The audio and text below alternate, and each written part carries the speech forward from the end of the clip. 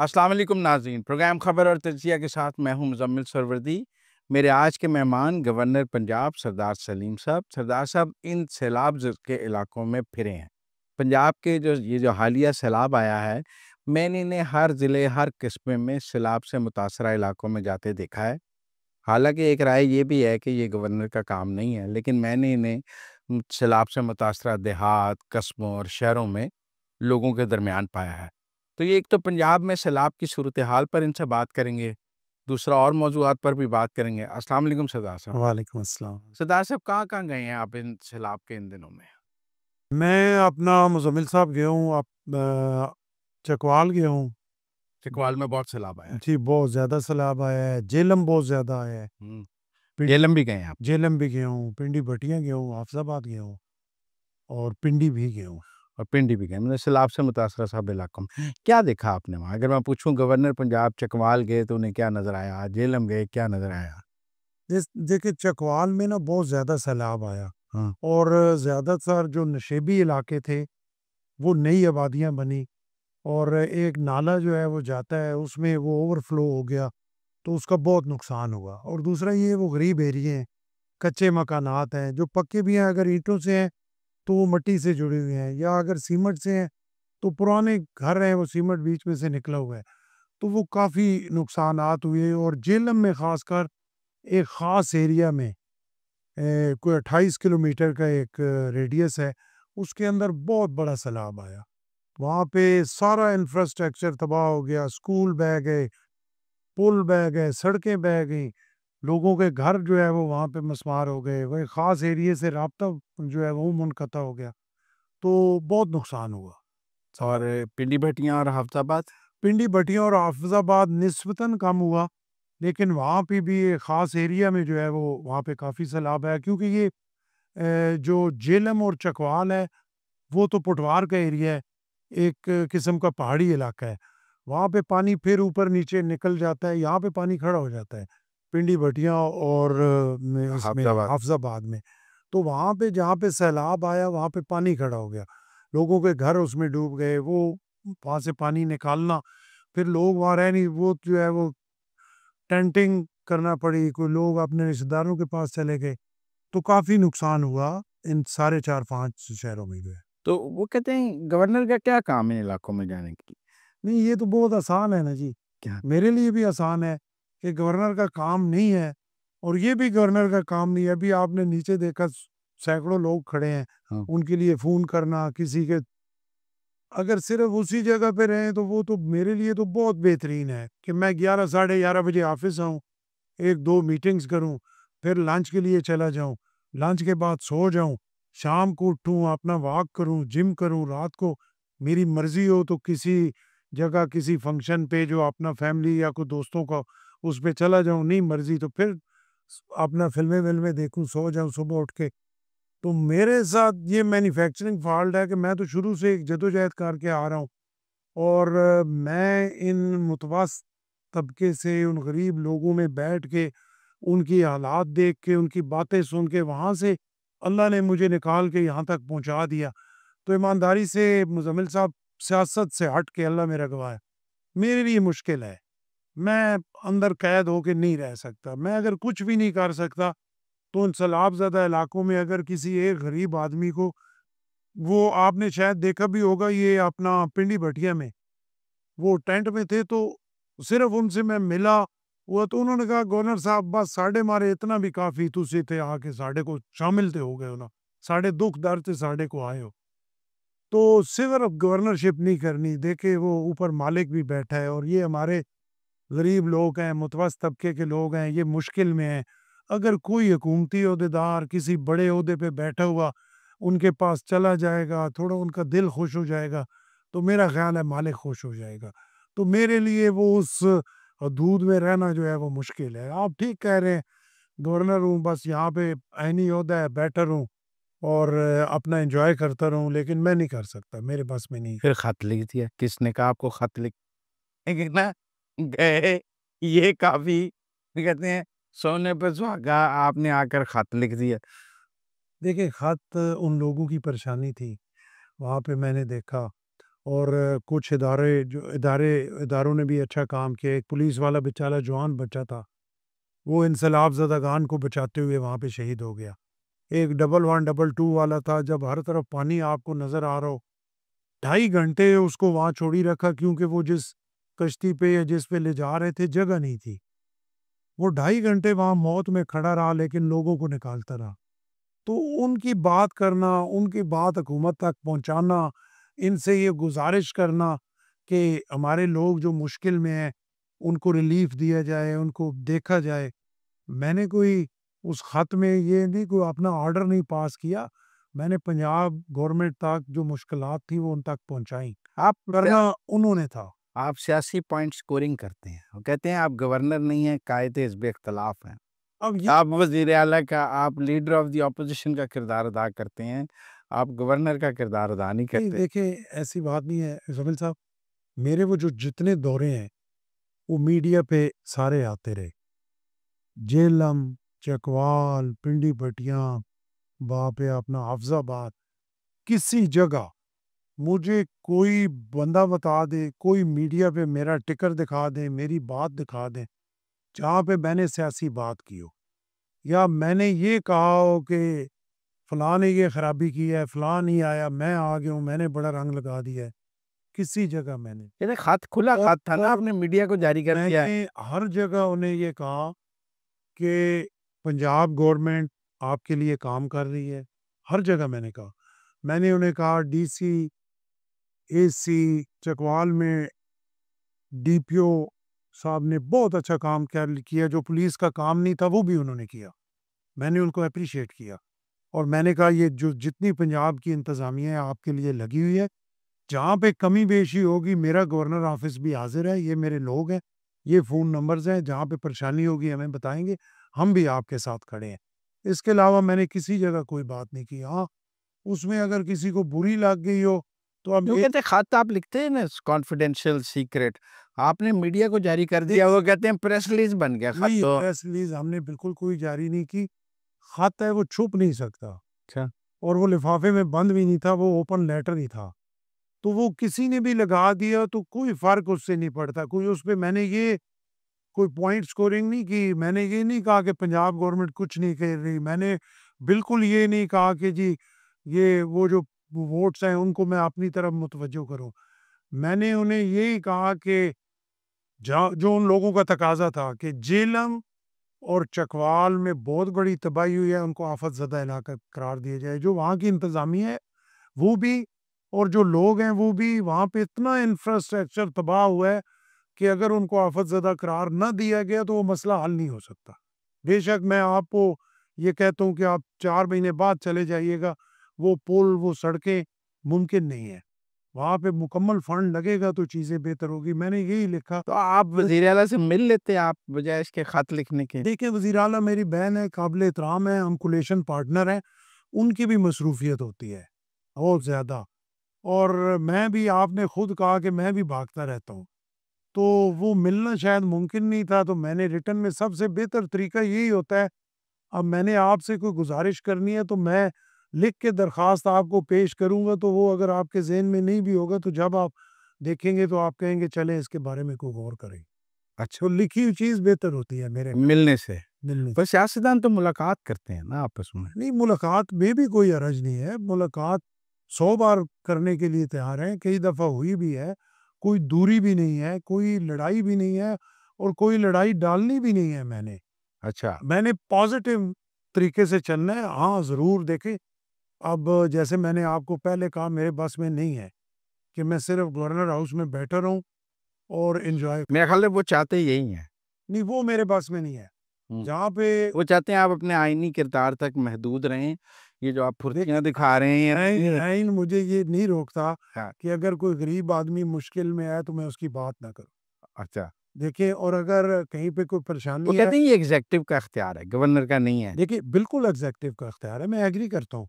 तो मैंने कौन सा इख्तियार इस्तेमाल किया, मैंने तो वो गुजारिश एग्जेक्टिव को ही भेजी कि आप इन चीज़ों को देखें और इन पे जो है वो बेहतर तरीके से इनको जल्दी लोगों को रिलीफ मिले। मैं अभी भी देखें आपको कह रहा हूँ कि पिंडी बटिया अफजाबाद का नहीं कह रहा, सीएम साहबा की मेहरबानी है, मैं गया, मैं बिल्कुल कोई उसका क्रेडिट नहीं लेना चाहता, क्रेडिट उन्हीं का है, वो एग्जेक्टिव है, उनका अख्तियार है, उनके पास फंड्स हैं, पंजाब उनका है, मैं बिल्कुल नहीं कह रहा मेरा है। उन्होंने वहाँ 10-10 लाख का रिलीफ दिया, उनका मैं शुक्रिया अदा करता हूँ, उन लोगों की ज़रूरत थी। वो जो हाफ़िज़ाबाद पिंडी भटिया के लोग हैं, वो उनके लोग भी हैं, मेरे लोग भी हैं। देखिए, मुझे चाहे जो भी मिलता है, इसी अवाम के टैक्सों के पैसे से मिलता है ना। अगर मैं ये गवर्नर हाउस में, इतना बड़ा गवर्नर हाउस है, मैं आपके साथ बैठा हुआ हूँ, मैं कोई इतना जो है वो बहुत बड़ा जागीरदार वडेरा या फन्ने खान नहीं हूँ कि ये को मेरा, ये गवर्नमेंट का है। और ये अवाम के टैक्सों के पैसे से यहाँ जो कुछ मैं खा पी रहा हूँ, जो कुछ बैठा हूँ, आपके साथ बैठा हूँ, ये सारा कुछ अवाम के टैक्सों के पैसे से चल रहा है। तो अब मेरे पे ये फ़र्ज़ तो ऐद होता है ना कि मैं कम से कम उन लोगों की तरफ देखूँ तो सही ना, जहाँ पे मेरे नहीं, नहीं, वो कहते हैं आप सियासत कर रहे हैं। आप पीपल्स पार्टी की बहाली की सियासत कर रहे हैं। आप देखिए ये वो भी गवर्नर हाउस को पीपल्स पार्टी की पंजाब में बहाली के लिए इस्तेमाल कर रहे हैं। देखिए वो भी मेरा फ़र्ज़ है ना, मेरी हुँ। ड्यूटीज़ है। वो कहते हैं वो देखिए आइन आपको इजाज़त नहीं देता। वो कहते हैं वो बतौर गवर्नर आप नहीं कर सकते, मेरी वो आइन से तजावुज़ है। देखिए मेरे एक पार्टी से तल्लक है हाँ। और मैं गवर्नर गैर सियासी होता मैं है। जैसे बच्चे गैर सियासी होते हैं, वैसे गवर्नर भी गैर सियासी देखिए होता कभी गैर सियासी सियासी बंदा गैर सियासी कैसे हो सकता है मुज़म्मिल साहब? मैं एक सियासी बैकग्राउंड है मेरा। है। मैं जो है वो एक उस प्रोसेस से गुज़र के आ रहा हूँ। मैं मुझे आप किसी कमरे में बंद कर दें, तो मुझे कोई महीने बाद मिलेगा तो पहली बात मेरी सियासत की उससे होगी। अब मैं उससे कैसे गैर सियासी तो हो वो सकता कहते हैं ना देखिए ना ये गवर्नर हाउस आपने पंजाब में पीपल्स पार्टी का एक कैंप ऑफिस बना दिया है और यहाँ से सारी पीपल्स पार्टी को आप चला रहे हैं। देखिए अब अल्लाह ने दे जो दी है, जी। मैं पीपल्स पार्टी के ही रिकमेंडेशन पे जो है वो गवर्नर बना हूँ और उसमें मैंने ज़रूर पीपल्स पार्टी का ये बेस कैंप बनाने की कोशिश की है, लेकिन साथ पंजाब के अवाम की बेस कैंप भी बनाने की कोशिश की है। मेरा ज़मीर मुतमिन है, यकीन करें मैं बहुत सैटिस्फाई हूँ कि यहाँ पे देखिए जो वो कहते हैं जो कल भी को आप इलेक्शन तो हमने पीपल्स पार्टी के मुकाबले पे लड़ना है वो और गवर्नर साहब हमारे मुकाबले पे मोर्चा लगा के तो हमारा मुकाबला मुश्किल कर रहे हैं। हमने मुश्किल पीपल्स पार्टी को नहीं पंजाब से देखिए निकाला है, वो वापस ला रहे हैं गवर्नर पंजाब पंजाब में। वो मेरी देखिए मैं तो जाला हूँ। हाँ, हाँ, जाला हूँ, मेरी मजबूरी है, मेरी ख्वाहिश है, क्या? मेरी पार्टी है। मैं ये चाहता हूँ कि अल्लाह ये क्रेडिट मुझे दे कि ये मेरे हाथों से पंजाब में बहाल हो जाए। देखिए एक सच्ची बात है। तो फिर दूसरी तरफ मैं जो सिर्फ तकलीफ मैं फिर दूसरी तरफ जो तकलीफ है वो जायज़ है ना। नहीं, कोई नहीं देखे ना मेरा तो कोई गिला नहीं है। ना चीफ मिनिस्टर साहिबा, ना किसी पे कोई मेरा तो इज़्ज़त एहतराम का रिश्ता है। अब वो कहते हैं और गवर मैं उससे नहीं, पर उन्हें तो गिला है ना कि आप गवर्नर गैर सियासी ओहदा रखते हुए पूरा सियासी तो काम कोई गिला नहीं किया कभी। नहीं, पर नज़र तो आता है वो आपकी ज़रा से ख़त पे जितनी प्रेस कॉन्फ्रेंसें होती हैं, नज़र नहीं आता हमें। आपके बयान पे जितना रद्द-ए-अमल आता है, वो कोई इग्नोर करते हैं वो आपकी बात। नहीं वो बात ठीक है लेकिन कई दफ़ा शाह से ज़्यादा शाह के वफ़ादार होते हैं। अच्छा, हम तो हर चीज़ को पॉज़िटिव साइड पे लेके जाने की कोशिश करते हैं मुज़म्मिल साहब, अच्छा, कि कहीं पे ना वो शायद ज़रूरत नहीं होती लेकिन जो वफ़ादार होते हैं वो फिर अपने नंबरों के लिए ज़रा स्पीड तेज़ कर देते हैं। अच्छा, तो कोई फ़र्क नहीं पड़ता। अच्छा। वो भी अपना रांझा राज़ी कर लें, हमें कोई नहीं इश्यू। हाँ, हमारा लेकिन गिला भी कोई नहीं है और मेरी लड़ाई भी कोई नहीं और लड़ाई डालनी भी नहीं। नहीं, लड़ाई आप डालनी नहीं है, लड़ाई पीछे बहुत हुई है, फिर मेरा मतलब है, वो लड़ाई पीक पर पहुँच के फिर उसमें से निकला कुछ नहीं ना। वो अपनी जगह उन्होंने कहा नहीं देना कुछ, जो मर्ज़ी कर लें। नहीं, नहीं हमने लेने ही कुछ नहीं, हमने क्या लेते हैं? हम तो फ़कीर आदमी हैं। हम तो जो बस अल्लाह दे देता है उसका शुक्र अदा करके गुज़ारा करते हैं, अच्छा, सारा टाइम। देखिए ना पंजाब में पीपल्स पार्टी एक अरसे से हम अपोज़िशन में ही हैं, लेकिन गुज़ारा आज भी ऑपोज़िशन में है। देखिए आज भी उस तरह की स्पेस तो नहीं है ना। नून लीग के अपने मिनिस्टर जो हैं वो ये बात अभी 4 दिन पहले आपने राणा साहब की बात सुनी होगी, राणा तनवीर साहब खुद कह रहे हैं कि पीपल्स पार्टी को उस तरह की इंतज़ामी अमूर में स्पेस नहीं दी जा रही, लेकिन हम कोशिश कर रहे हैं। तो तो पर फेडरल में तो हासिल है पूरी स्पेस। देखिए बात ये है ना कि अब स्पेस हासिल हो या ना हो, बात तो ये हम कोलिशन में मौजूद हैं, उनके साथ बैठे हुए हैं, तो अब ये बनता नहीं है कि हम गिले करें। हाँ, मैं पॉलिटिकल वर्कर हूँ, मेरी ज़ाती ये राय है, किसी और की राय शायद मुख्तलिफ हो लेकिन आपको कि देखिए, हम जब पीडीएम 1 था, उस हुकूमत के दौरान हमने ये देखा कि फिर इलेक्शन भी मिलकर लड़े जाते थे, क्योंकि पीडीएम 1 बना हुआ था। जी, जितने उस वक्त ज़िमनी इंतखाबात हुए, वो मुस्लिम लीग नून और पीपल्स पार्टी ने मिलकर मुश्तरका कैंडिडेट से लड़े, क्योंकि वो आप मौक़िफ़ था कि एक हुकूमत है, कोalition है, मिलकर। लेकिन अब तो आप मिलकर इलेक्शन नहीं लड़ते ना, ये समड़े-हाल वाला इलेक्शन था, पीपल्स पार्टी ने अपना कैंडिडेट दिया, मुस्लिम लीग नून ने अपना कैंडिडेट दिया, पीटीआई ने अपना कैंडिडेट दिया। तो अब तो आप एक-दूसरे के कोalition में होते हुए एक-दूसरे के मुकाबले पे इलेक्शन लड़ते हैं ना। देखिए अपना मैं तो ना एक साल से ये बात कर रहा हूँ। पहला जब आपसे मेरा हुआ था एक प्रोग्राम, उसमें मैंने आपके प्रोग्राम में भी ये कहा था और अभी भी यही कह रहा हूँ कि ये जो अलायंस है ना, ये मोहब्बत या शौक का नहीं है, हाँ। ये मजबूरी का है। ये मजबूरी का अलायंस है और ईमानदारी से लोग उसको जिस तरह मर्जी ले जाएं। अब हर बंदे की अपनी राय हो सकती है, मेरी अपनी राय है, मैं अपनी राय आप पे नहीं थोप सकता, आप अपनी राय मेरे से नहीं मनवा सकते। मजबूरी क्या है? मजबूरी पे मैं आ रहा हूँ। ईमानदारी से मजबूरी मुल्क की है। मुल्क की हालत जब ये इलेक्शन हुआ नहीं, था, सरदार साहब से मुझे कुछ सियासी जवाब की ज़रूरत नहीं, नहीं पूरी मतलब मजबूरी एस्टेब्लिशमेंट की। नहीं, गुज़ारिश सुनें, एस्टेब्लिशमेंट भी हिस्सा है, पीपल्स पार्टी भी हिस्सा है, नून लीग भी हिस्सा है, सबकी देखिए तरीका अपना-अपना है, सबकी सोच यही है कि मुल्क ठीक हो जाए। मैं आप एस्टेब्लिशमेंट की मजबूरी कहें, जो भी कहें। देखिए पीपल्स पार्टी इलेक्शन के बाद इस अलायंस में साथ शामिल न होती, ईमानदारी से सरवर्दी साहब आज सारे बुरा भला पीपल्स पार्टी को कह रहे होते। ये जो माड़ा चंगा सिस्टम जुड़ा है, कुछ चीज़ें बेहतर हुई हैं, इसने नहीं जुड़ना था। आपका एक डेडलॉक आना था। नून लीग को गवर्नमेंट ना मिलती, एस्टेब्लिशमेंट मुश्किल में आती, पीपल्स पार्टी मुश्किल में आती, लेकिन नुकसान तो मुल्क का होना था। आप कौन सा सिस्टम था जिसके ज़रिए फिर लेके जाते? आप डिफ़ॉल्ट की तरफ थे। आज भी हुकूमत कहे जो कहे, हालात ज़्यादा अच्छे नहीं हैं, लोग मुश्किल में हैं, ये हकीकत है। लोग हुकूमत से खुश भी नहीं हैं, नहीं, नहीं खुश, नहीं खुश। बिल्कुल नहीं खुश। आप जाते हैं लोगों में, लोग हुकूमत से नहीं, खुश नहीं। लोग नहीं खुश, जी लोग मुश्किल में हैं। लोग मुश्किल में हैं, बिल्कुल हैं और लेकिन इलेक्शन से आज के दिन मैं बिल्कुल ये कल मेरे पे होगा, मैं ये नहीं कह रहा कि जो है मुल्क बहुत ऊपर चला गया है, इकॉनमी बड़ी तकड़ी हो गई है, हम फलां जगह हो गए, ये हो गया, मैं नहीं कह रहा। मैं वो तो कह रहे हैं। ठीक है, मैं नहीं कह रहा। हुँ। लेकिन आज हम डिफ़ॉल्ट और उस वाली सूरत-हाल से निकल आए हैं। चीज़ें कुछ ना कुछ बेहतर ज़रूर हुई है। मुल्क के लिए एक जो बिल्कुल बहुत बड़ा खतरा था ना, उससे हम निकल आए हैं। लेकिन बड़ी मेहनत की ज़रूरत है, बहुत चीज़ों को डिसिप्लिन करने की ज़रूरत है, बहुत चीज़ों को ठीक करने की। उस पर बाद में आते हैं। यहाँ वक़्त हुआ है ब्रेक का, गवर्नर पंजाब साहब से हमारी गुफ्तगू जारी है, लेकिन आपसे मिलते हैं ब्रेक के बाद।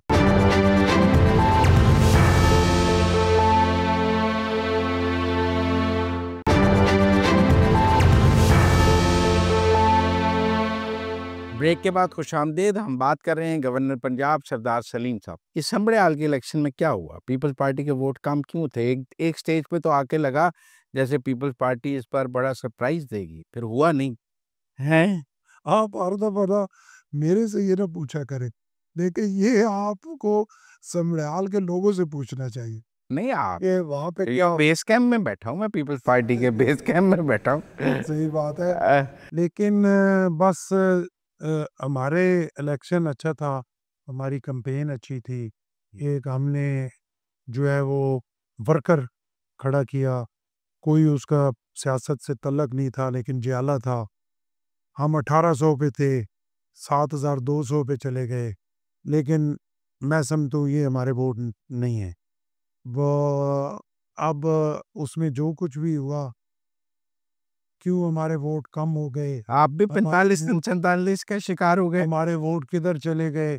अब ये इस पे मैं प्रॉपर इस वजह से पूरी बात नहीं कर सकता था क्योंकि मैं वो गवर्नर हूँ। वो आईनी रुकावट जो थी, उसकी वजह से वहाँ पे जा भी नहीं सका। हुँ। पोलिंग वाले दिन भी मैं उसको चेक नहीं कर सका क्योंकि मुझे पाबंदी थी इलेक्शन कमीशन लेकिन आपका अंदाज़ा तो ज़्यादा वोटों का था। नहीं, अंदाज़ा ज़्यादा वोटों का था और लग भी ऐसे ही रहा था। कितने वोटों ये का अंदाज़ा था आपका कि कितने ले जाएँगे? देखिए मेरे ख़्याल के मुताबिक हमको 20 से 25,000 तक लेनी चाहिए थी। ले सीट नहीं निकलती थी नहीं, लेकिन सीट नहीं निकली। सीट बिल्कुल, नहीं निकलती। बिल्कुल नहीं, हम कभी भी इस लेकिन अगर आप 20 से 25,000 ले जाते तो फिर पीटीआई तो सीट निकाल लेती। देखिए अगर हम 20 से 25,000 तक ले जाते ना तो हमारा हल्का बन जाता नहीं, नेक्स्ट टाइम। पर जीत तो पीटीआई जाती ना।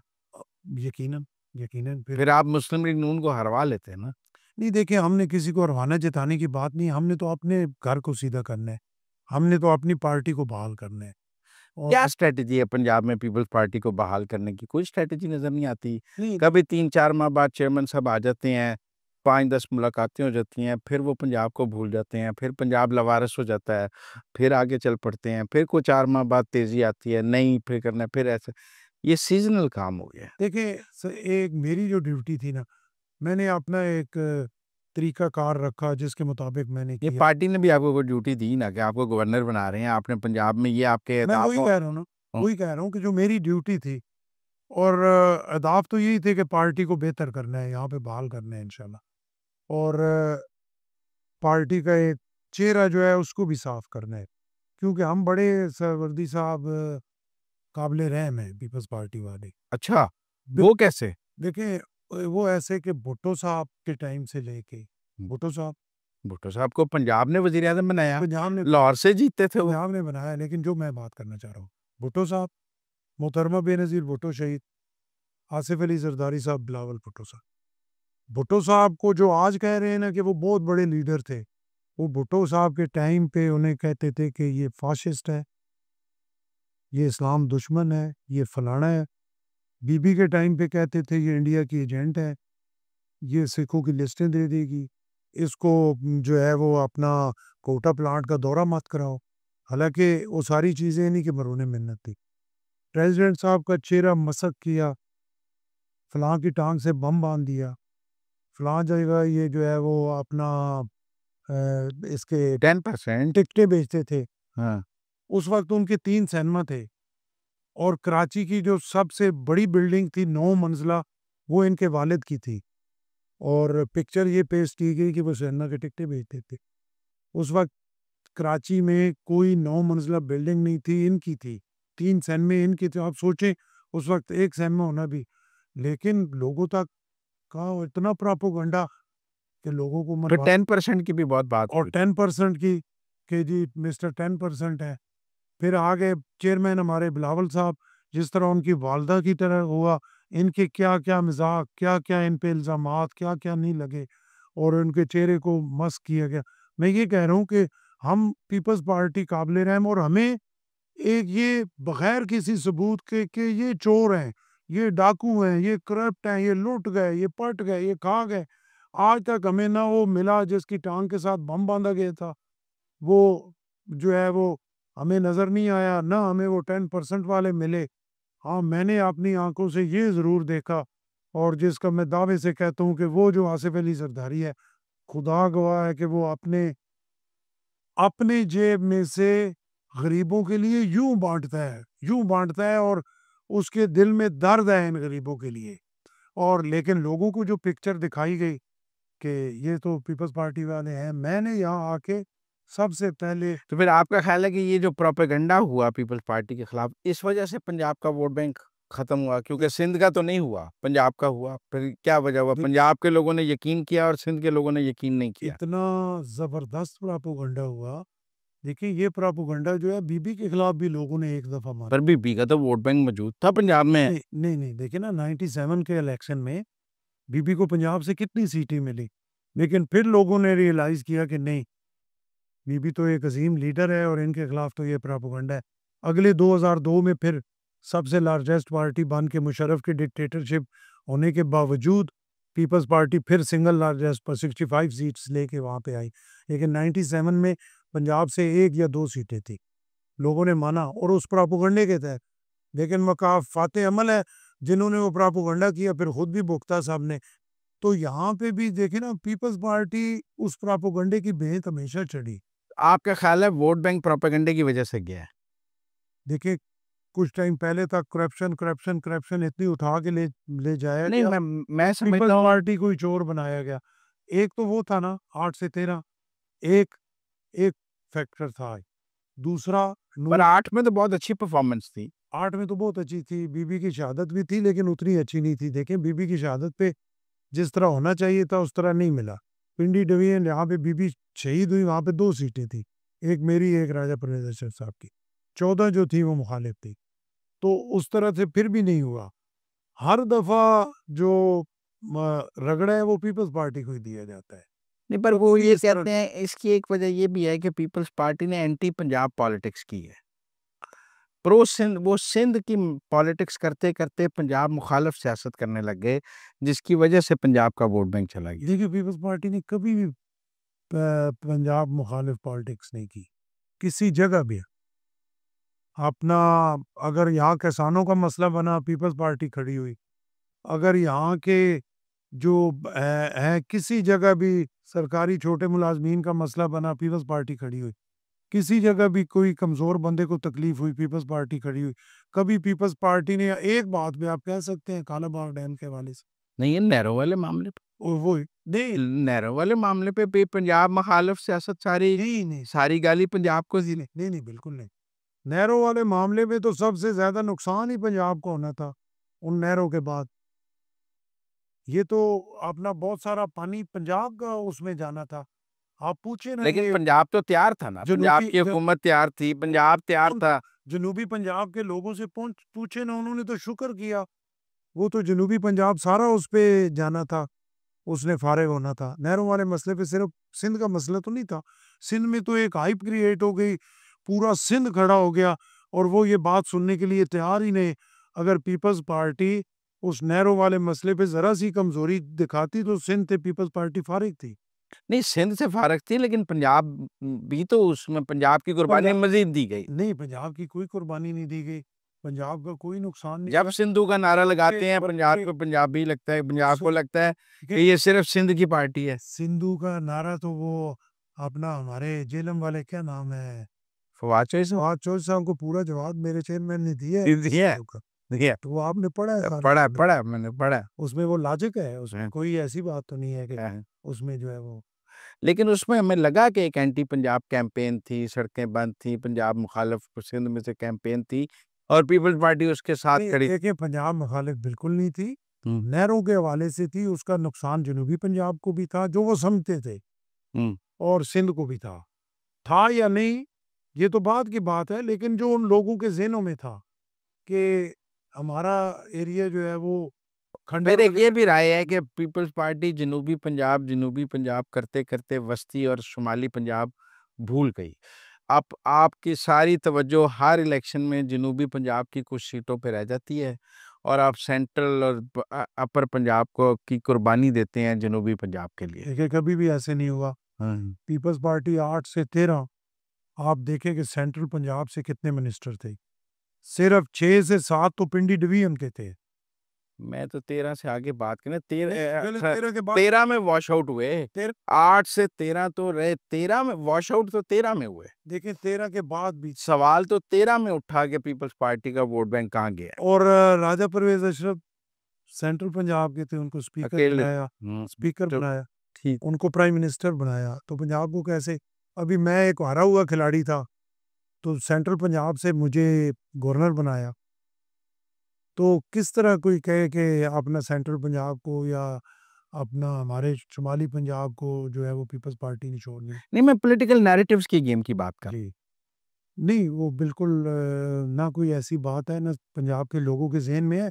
वजह एक ही है, एक तो जो प्रोपेगेंडा, दूसरा हमारी पॉलिटिक्स थी एंटी नून लीग। हम्म। सबसे बड़ा फैक्टर जो है वो ये है कि नून लीग और पीपल्स पार्टी जब इकट्ठे हो गए तो उससे पीपल्स पार्टी को बहुत बड़ा नुकसान हुआ पंजाब में। पंजाब में। हम अपनी जगह से हट गए, क्योंकि आपका वोट बैंक तो एंटी पीएम वोट था। बैंक एनटीपी है। हमने जगह छोड़ी तो पीटीआई ने वो कवर की। अगर हम अपनी जगह पे खड़े रहते, देखें खान साहब ने पार्टी बनाई हुई थी कई साल पहले की। नहीं, पर खान साहब का पहला जलसा तो 2010 में हुआ ना, मीनार पाकिस्तान। नहीं उस वक्त आपकी पीपल्स पार्टी की हुकूमत थी। आपसे कहीं ये कैलकुलेशन में गलती हुई है। आप समझे इमरान खान नून लीग का वोट काटेगा, उसने पीपल पार्टी का काट। नहीं, वो तो बिल्कुल गलती आप कह सकते हैं और मैं इससे एग्री करता हूँ। हाँ। लेकिन 8 में भी तो हमने गवर्नमेंट मिल के बनाई ना, नून लीग और पीपल्स पार्टी इकट्ठे बैठ गएगा। हाँ। फिर कुछ टाइम बाद अलग हो गए, उन्होंने गवर्नमेंट क्योंकि नून को एहसास हुआ कि इकट्ठे बैठने में नुकसान है। हाँ, वो नून ने आपसे अलहदगी ले अलहदा हो गए। हाँ। उसके बाद भी नून लीग और पीपल्स पार्टी मिलके उस असेंबली में चलते रहे। हमने अपनी जगह छोड़ दी और पंजाब में हम नून लीग के साथ कोलेशन में थे, सीनियर मिनिस्टर हमारे थे। मैं निकाल दी उन्होंने साल, राजा बाद में निकाले ना, निकाल दी। लेकिन एक मैसेज चला गया ना, हमने अपनी जगह छोड़ दी। यहाँ वक्त हुआ है ब्रेक का। गवर्नर पंजाब साहब से हमारी गुफ्तगू जारी है, लेकिन आपसे मिलते हैं ब्रेक के बाद।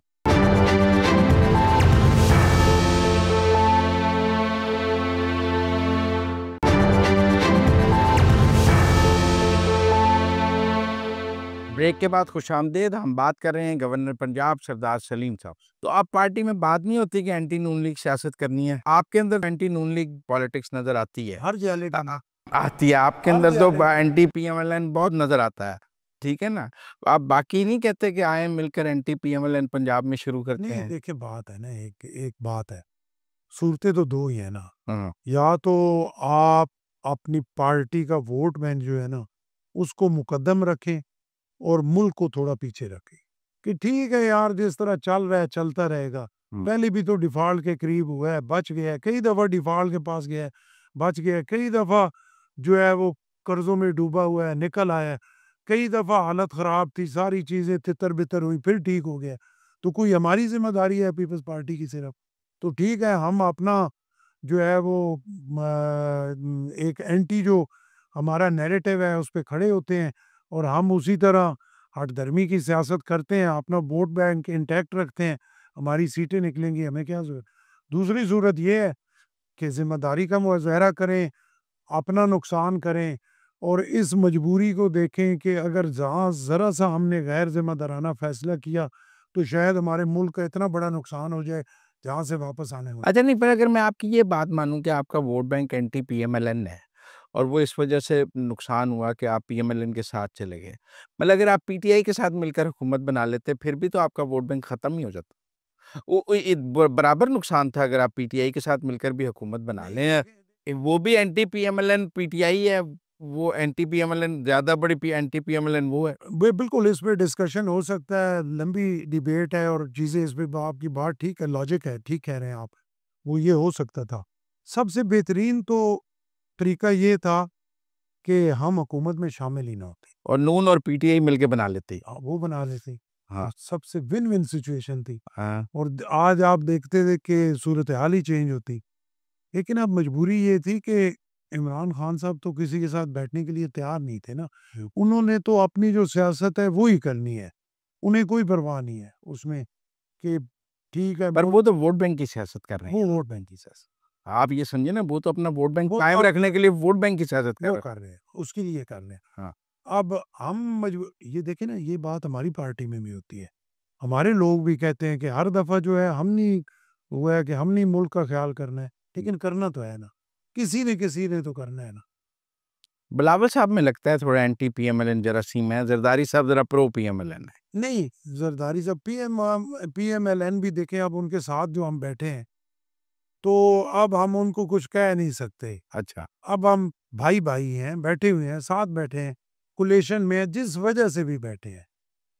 बिलावल साहब भी, जियाला जो भी है ना पीपल्स पार्टी का, उसके अंदर वो नहीं है। देखिए जियाला के अंदर आज भी वो बात मौजूद है कि मोहतरमा बेनज़ीर भुट्टो शहीद साहबा के साथ पीएमएलएन ने क्या किया।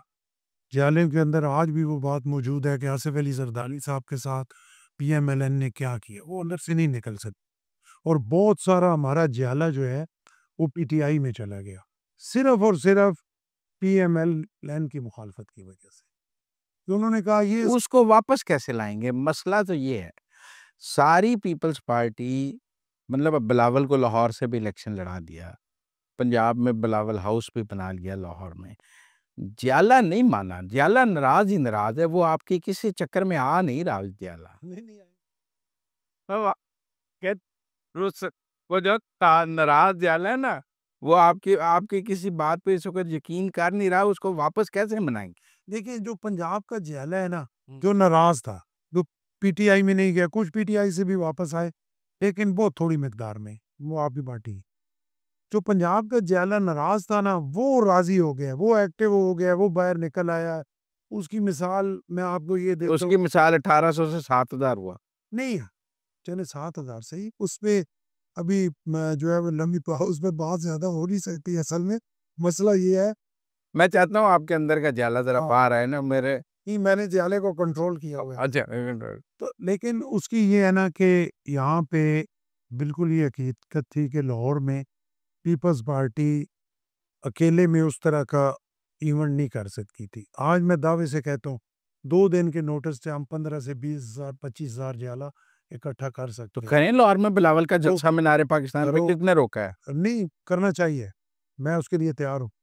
देख अभी जो अफ्तारी पे था, ईमानदारी से मैं कहता हूँ 1 दिन का टाइम था। मेरे बिल्कुल ख्वाबो-ख़याल में मुझे खुद उन्होंने कॉल किया कि जी 27 के क्या था कि फलाँ दिन चेयरमैन आपके साथ करेंगे। फिर मुझे उन्होंने वो जो आगे थे कि आपके कितने लोग होंगे? शाम को पूछा 400, 500 तो मैंने कहा यार देखो चेयरमैन को लाहौर ला रहे हो तो 500 की इफ्तारी करनी है तो फिर रहने दो। तो कहता है कितने होंगे? मैंने कहा जी 5,000 होंगे। सच्ची बात कर रहा हूँ। तो उन्होंने कहा 5,000 कहाँ से होंगे? आज बता रहे हैं परसों इफ्तारी है, 1 दिन है आपके पास। मैंने कहा 5,000। फिर दोबारा दूसरे दिन कॉल आई तो मैंने कहा अब 8,000 होंगे। अच्छा उन्होंने मेरा शोल किया वैसे ही मार रहा है। फिर जब उधर से वो चलने लगे तो मैंने कहा अब 12,000 है और आप जिससे मर्ज़ी पूछ लें यहाँ से 12 से 13,000 जाले इकट्ठे हुए और मैंने अपने एरिये पिंडी डिवीज़न वहाँ से नहीं बुलाए। मैंने सिर्फ़ लाहौर और इनके आस-पास। तो वो जो बददिली थी वो अब आपकी बात से मैं बिल्कुल एग्री करता हूँ। ये टाइम है, स्पेस मौजूद है और मैं जितना मर्ज़ी कोशिश नहीं, कर लूँ। फिर तो बिलावल साहब को लाहौर मुस्तकिल रहना चाहिए। नहीं, वही सिंध तो किला है। मैं आप वाली बात पे आ रहा हूँ। मैं जितना मर्ज़ी कर लूँ, कोई और सेकंड लाइन लीडरशिप जितनी मर्ज़ी कोशिश कर ले। ज्याला राज़ी तब होगा, पार्टी बहाल तब होगी जब बिलावल साहब यहाँ पे महीने में 15 दिन रहेंगे तो। अभी प्रेज़िडेंट आए आसिफ अली ज़रदारी साहब 12 दिन गवर्नर हाउस में रहे, उससे बहुत अच्छा मैसेज गया, चीज़ें बेहतर हुई। अब मैं इंशाअल्लाह अरबईन पे मैंने इराक जाना है, वापस आके फिर मैं प्रेज़िडेंट से गुज़ारिश करूँगा, उन्हें 10-15 दिन के लिए फिर हम कोशिश बिलावल साहब का लाहौर में दिल नहीं लगता, नहीं लगता है बिलावल साहब देखिए ना बिलावल कि साहब लाहौर से दुखी हैं इलेक्शन हारने की वजह से। नहीं लाहौर उनका दिल नहीं लगता, लाहौर से नाराज़ हैं वो बिलावल। भी ना बिलावल साहब उस इलेक्शन पे मैं एक दफ़ा बात कर चुका हूँ, उतनी ही काफ़ी है। अच्छा, वो थे तो बिलावल साहब जो है ना, एक उनका जो लीडरशिप है और एक कद-काठ है, देखिए वो इंटरनेशनल लेवल की लीडरशिप में उनकी आया है। लोगों ने माना है कि हाँ, वाक़ लेकिन मनाना तो उन्होंने जियाले को है। नहीं, उनकी सारी लीडरशिप है जियाले की बुनियाद पे। आप बिल्कुल आप ठीक है। गली मोहल्ले का जियाला मानेगा तो बिलावल लीडर बिल्कुल, बनेगा। बिल्कुल सही कह रहे हैं। हाँ। उन पे अब प्रेशर इतना है, उनकी भाग-दौड़ इतनी है, उनका काम इतना है कि उनको इंटरनेशनल जो विज़िट हैं, वो बहुत करना पड़ते हैं। अभी हालात ऐसे जंग और उसमें वो बार-बार उन्हें जाना पड़ गया। सिंध के हवाले से उन्हें चीज़ों को देखना पड़ता है। वो आप सिंध को छोड़ दें, आप पंजाब में आ गए। नहीं आप अब उन्हें कहें कि आप सिंध को वो ऑटो पे रख लगा दें। बिल्कुल सही, बिल्कुल हाँ, सही। हैं? सेम मेरी जो बात है ना, मैं बिल्कुल सेम यही मेरी आप वाली बात है। अगर 2029 में पंजाब से इलेक्शन लड़ना है, तो फिर 29 तक लाहौर रहें, सहना पड़ेगा। सहना पड़ेगा ना। एग्री, बिल्कुल औ एग्री, हाँ, 100% एग्री। हाँ। और ये आपका पैगाम मैं अपनी तरफ से और साथ आपका भी इसको मिला के उन तक पहुँचाऊँगा और इंशाअल्लाह पूरी मेरी कोशिश है कि तवातर से प्रेज़िडेंट वो साहब कहते हैं की कोई अंडरस्टैंडिंग है कि नून ने सिंध में नहीं जाना, नहीं आपने पंजाब में नहीं आना, दोनों जमातों ने ना सूबे बाँट लिए। नहीं देखिए कोई अंडरस्टैंडिंग नहीं है। अगर आपके सामने है, अगर अंडरस्टैंडिंग होती, शुरू में जो मेरे फायरिंग हुई, किसी वजह से आपस में खराबी पैदा हो गई, तो मुझे क्यों रखा जाता इस पे? ठीक है। वो मुझे कहते ना कि हमारी वो कहती हैं कहते हैं सरदार सलीम पीपल्स पार्टी का गौरी मिसाइल है, चलाना नहीं बस दिखाना है। नहीं मेरा मुझे कोई पार्टी की तरफ से नहीं बस वो है आप वाली बात है ज्याला हूं ना और मेरी ख्वाहिश है कि 2029 में बिलावल भुट्टो इस मुल्क के प्राइम मिनिस्टर बने पर वो पंजाब के बगैर मुमकिन नहीं है। उस वजह से कभी-कभी मैं फ्रस्ट्रेशन पे नहीं, शिकार पर वो पंजाब के बगैर मुमकिन ज़्यादा है। बोल जाता हूँ, नहीं पर मुमकिन, हैं? बिल्कुल नहीं सिर्फ सिंध के सिर पे तो नहीं बन सकते। नहीं, बिल्कुल नहीं। ठीक है ना? बिल्कुल सेंट्रल पंजाब में हमें बहुत मेहनत की ज़रूरत है, बहुत बड़ी स्पेस है, बहुत कुछ हम कर सकते हैं, लेकिन चेयरमैन के बगैर नहीं कर सकते। लीड उन्हें ही करना पड़ेगा यहाँ पे। बहुत शुक्रिया सरदार सलीम साहब हमारे साथ बात करने का। It was pleasure talking to you. Thank you very much.